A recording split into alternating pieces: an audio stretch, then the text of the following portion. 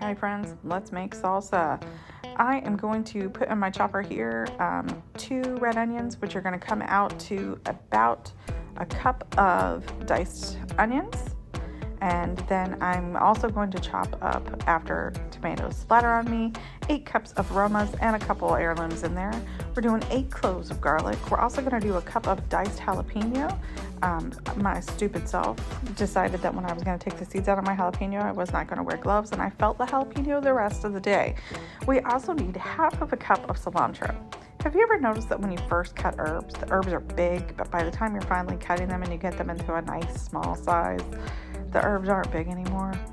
It just makes me sad. It feels like I lost something. They still taste right, but you know where I'm going with this. Anyway, we're going to add a half a cup of cilantro once I've got this nice and chopped. To that, we are going to add half of a teaspoon of pepper, and at this point, I was tired.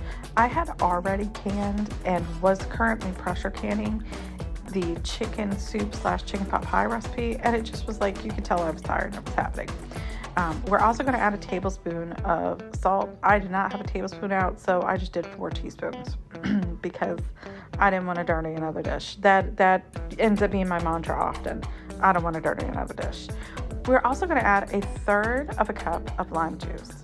And again, I was struggling. This lime juice, it did not want to open. And it didn't want to open so bad that it broke my fingernail, which was depressing because I like my fingernails. I finally had to get a freaking spoon to open this. It was just, I don't know, ridiculous.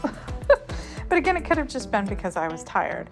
My parents bought me a double camp stove for my birthday in July, and it has been a godsend because normally these would have been 2 separate days worth of canning. But because I had both, I was able to pressure can my chicken soup while I was cooking and canning the salsa that I'm making here, and that made it awesome. I got 2 canning projects done in one day, and I was a tired puppy. Let me tell you. I even had aspirations for making lasagna that day. That didn't happen. I ended up making it the next day. We're also going to add 3 cups of apple cider vinegar.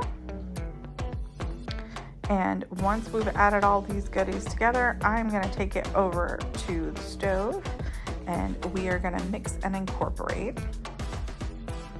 Because yeah. Now look, when you are doing these, anytime you do salsa, you have to cook it for 30 minutes because you want everything to cook down a little bit, a lot of the water to come out, because most of the time, tomatoes are very watery. We still want some of the juice, but we don't want tons of the juice. So we are going to bring this to a boil. Once it comes to a boil, we're going to bring it to a simmer and let it simmer for 30 minutes. Make sure that you stir it regularly.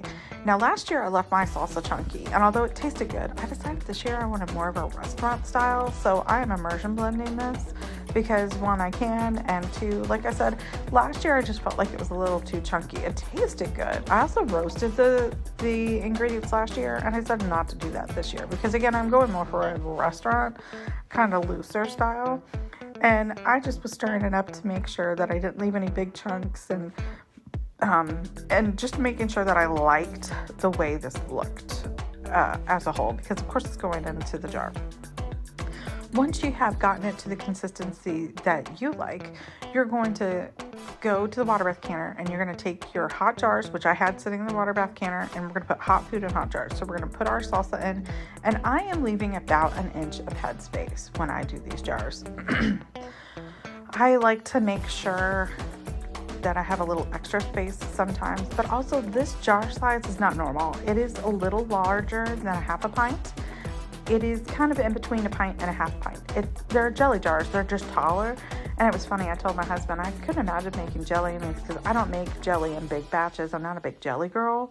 So I have been trying to figure out what I was going to do with these jars because they were part of that FB marketplace find that I had all those interesting sizes. And I was like, you know what? I'm just going to put salsa in here. They ended up coming out really pretty. And I have wiped my rims with white Fen. And I was about to put the flat on when I had an oh crap moment and realized, hey, you need to debubble. Make sure you debubble, you guys. I know it seems silly, especially when you're doing something like this, which is pretty loose. You're like, all you're doing is stirring it. But it is so important to make sure that you get your extra air bubbles out before you water bath, before you pressure can any of your foods. That extra air can be the difference between your can's sealing and not sealing. So take the time to do so. After you put it on, we are going to put our rings and our flats and rings on fingertip tight, and we are putting them in our water bath canner over 25 minutes. The recipe actually calls 20 minutes for a half pint and 25 for a pint, but because this is in between, I decided I was just going to do the pint time frame. I pulled them out after the water had stopped boiling, or my timer went on. I turned off the burner, let the water stop boiling, and pulled them out. And then I set them on the counter for 12 to 24 hours to make sure that they sealed nice and tight.